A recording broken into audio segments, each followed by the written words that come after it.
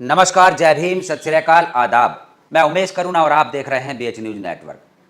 आज जो हम देख रहे हैं कि कुछ कथा विक्रेता जो कि वायरल हो रहे हैं, न्यूज़ चैनलों पर डिबेट में बैठकर अपनी जो एक उन्होंने वायरल होने के लिए यानी सोची समझी एक रणनीति बनाई।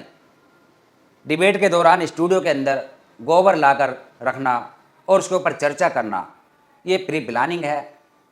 क्योंकि वायरल होने के लिए कहीं से कहीं तक भी कितना भी गिरना हो, ये गिर जाते हैं। अपनी टीआरपी के लिए कुछ भी कर लेते हैं क्योंकि इनका बिजनेस है, व्यापार है। तो यहीं जो बहुत सारी छोटी छोटी क्लिपें और एक बहुत बड़ी डिबेट होती है, उसमें से छोटी छोटी 10 मिनट की, 5 मिनट की, आधा घंटे की, इस तरीके से जो एक वीडियो एडिट कर ली जाती है और उसको कई कई बार हर एक प्लेटफॉर्म के जरिए प्रसारित किया जाता है। ये एक बिजनेस का हिस्सा है। कोई वीडियो मिलियन चलती है, कोई लाखों में चलती है, तो कोई हज़ारों में चलती है। इस तरीके से जो ये एक इनकी प्री प्लानिंग होती है और इसी के ऊपर हम बात करेंगे। जैसे कि हमने देखा कि अनिरुद्ध आचार्य जो कि सवालों के घेरे में भी घेरे जा रहे हैं और उसके बाद हंस रहे हैं, कोई फर्क नहीं पड़ रहा। धर्मशास्त्रों का, वेदों का हवाला देकर अपना बचाव कर लेते हैं। यदि किसी सवाल का जवाब नहीं बनता तो धर्मशास्त्रों को ढाल बना लेते हैं। इस तरीके से हमने देखा, बहुत सारी बातें हुई गोबर को लेकर कि गोबर से जो गेहूँ निकलता है, उस गेहूँ को यानी कि पिसवा कर उसका आटा और आटे से रोटी बनाकर यदि इसको कोई खा लेती है और बांझ औरत होती है जिसको कोई संतान ना हुई हो, डॉक्टरों ने जवाब दे दिया हो कि उसको बच्चा हो जाता है, संतान की प्राप्ति हो जाती है। और यहाँ तक कि जो सबसे बड़ी बीमारी है कैंसर की बीमारी, उसका भी इलाज गारंटी के साथ दावा किया गया है कि मरीज ठीक हो जाएगा। यहाँ तक कि जो ब्यूटिशियन की बात है, जो सौंदर्य की बात है, कि यदि गोबर का लेप किया जाए तो वह बहुत ही अच्छा फेस हो जाता है, चेहरे की जो झाइयाँ होती है वह भी ख़त्म हो जाती है। लेकिन यहाँ पर भी एक बात आ गई, यहाँ पर ये बात आ गई कि गाय का जो गोबर होगा, जो गाय होगी वह एक देशी नस्ल की होगी, यानी कोई अमेरिकन नस्ल या जर्सी नस्ल या और बहुत सारी नस्लें होती है कि वह गाय ना हो। गाय हो तो केवल देशी ही गाय हो। यानी यहाँ पर गायों के अंदर जो जातियाँ और जातियों के अंदर प्रजातियाँ, ये व्यवस्था जानवरों में बना कर रख दी। और गोबर गोबर एक समान होता है। जैसे कि हमने सुना है, हम भी जानवरों का पालन करते हैं। काफ़ी समय से हम देखते हैं कि गोबर भैंस का हो चाहे गाय का हो, एक सही होता है क्योंकि दोनों एक जैसा चारा खाती है, एक ही खुंटे पर बनती है, एक ही खोर पर वह चारा खाती है। ये हम जो प्रैक्टिकल है हमारा। और उसके बाद गोबर में भी उन्होंने अंतर निकाल दिया कि देशी गाय हो और उस गाय का गोबर हो और दूसरी गायों का बिल्कुल भी ना हो। ये कहाँ देश को लेकर जा रहे हैं।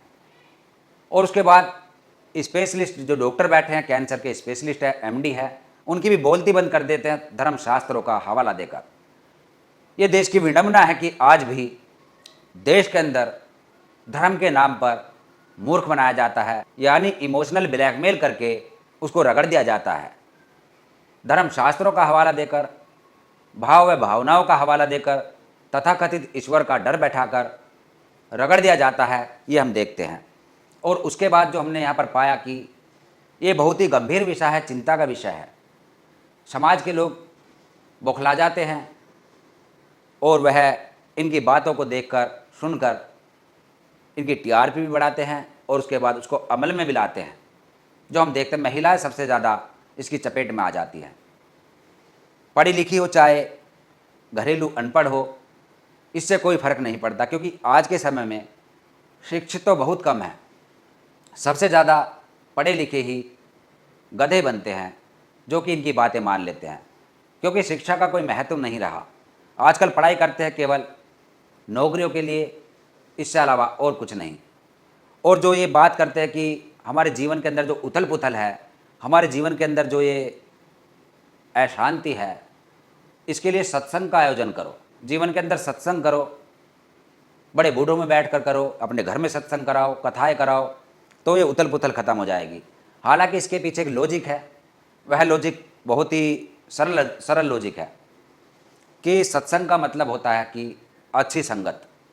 यदि हम बड़े बूढ़ों में बैठते हैं, जैसे कि हम बैठते आए हैं काफ़ी समय से, बड़े बूढ़ों में काफ़ी वक्त हम बिताते रहे हैं, कि यदि उनकी संगत में बैठते हैं तो उनसे बहुत ही अच्छी नॉलेज मिलती है। काफ़ी गहरी गहरी बातें बताई जाती है। यदि हम गलत संगत में बैठते हैं तो बुराई की ओर हम जाते हैं। यानी संगति अच्छी होनी चाहिए, और उसी को सत्संग का नाम दिया गया है कि सत्संग के अंदर अच्छे अच्छे प्रवक्ता होते हैं, अच्छे अच्छे विचारों पर बात होती है, और वह हमारे जीवन में कहीं ना कहीं जो जीवन से जुड़ी हुई समस्याएं हैं, जीवन से जुड़े हुए मुद्दे हैं, उनमें कहीं ना कहीं वह सुटेबल होती है, काम आती है। और कुछ जो हमारे जीवन में उथल पुथल होती है, हलचल मची होती है, उनको कहीं ना कहीं वह शांत करने में भूमिका निभाती है। तो ये हमने देखा, ये सरल बात है कि अच्छी संगत में रहोगे तो अच्छी रंगत मिलेगी।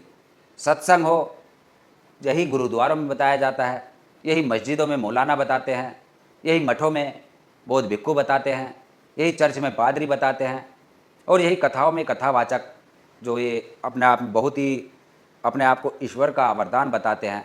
यह सब वही सिलसिला है, सब वहीं से बात आती है, सब वही बताया जाता है कि कैसे जीवन जिया जाए, कैसे अपना आचरण अच्छा रखा जाए, किस तरह से हम जीवन के अंदर सफल होंगे, और कैसे बच्चों के साथ व्यवहार किया जाए, कैसे बड़ों के साथ व्यवहार किया जाए, कहाँ पर सही प्रकार से सच बोला जाए और कहाँ पर अपना बचाव किया जाए। यानी ये सब हमारे जीवन से जुड़ी हुई बातें जो कि सत्संग का नाम दे देते हैं। इसका हम खंडन भी नहीं करते और ना ही इसका हम समर्थन करते, ना ही हम इसका किसी प्रकार से कभी भी विरोध करते, क्योंकि हर चीज़ का कहीं ना कहीं लॉजिक है।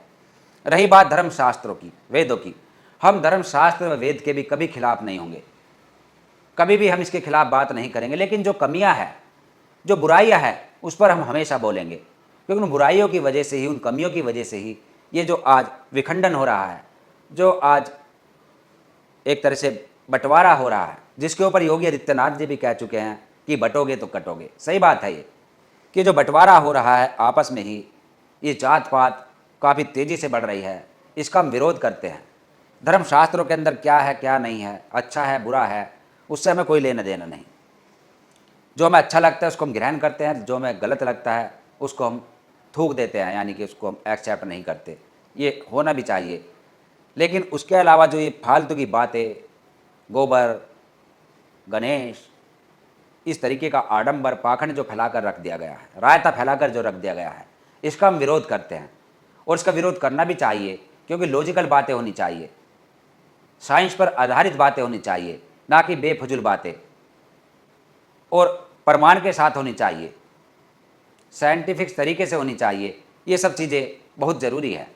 और उसके अलावा जो हम और बहुत सारी बातें हैं जिसके ऊपर हम चर्चा करना चाहते थे, अपनी बातें रखना चाहते हैं, लेकिन वीडियो बड़ा हो जाता है और जो दर्शक है वह शायद बोर भी हो जाते हैं काफ़ी लंबी वीडियो से। इसलिए हम वीडियो को यहीं रोकते हैं, और आगे बहुत सारी चर्चा है जो कि हम करते रहेंगे बीच बीच में। आपके इस पर क्या विचार है, जो हमने आपके समक्ष बात रखी, इस पर प्रतिक्रिया जरूर दें, और देखते रहिए BH न्यूज़ नेटवर्क। फिर मिलेंगे ऐसे ही किसी टॉपिक के साथ। तब तक के लिए नमस्कार। जय भीम, जय संविधान, जय विज्ञान, जय लोकतंत्र। धन्यवाद।